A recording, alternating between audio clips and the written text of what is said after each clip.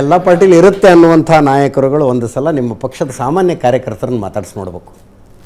ಅವ್ರ ಕಥೆ ಏನಾಗಿದೆ, ಅವ್ರ ಗತಿ ಏನಾಗಿದೆ ಅಂತ ಗೊತ್ತಾಗುತ್ತೆ. ನೋಡಿ, ಅಲ್ಟಿಮೇಟಾಗಿ ಕಾರ್ಯಕರ್ತನಿಗೆ ನೋವಾಗೋದು, ಮೇಲೆ ಇರೋ ನಾಯಕರಿಗೆಲ್ಲ ನೋವಾಗೋದು. ನಾನು ಕಾರ್ಯಕರ್ತನಾಗಿ ಬಂದವನು.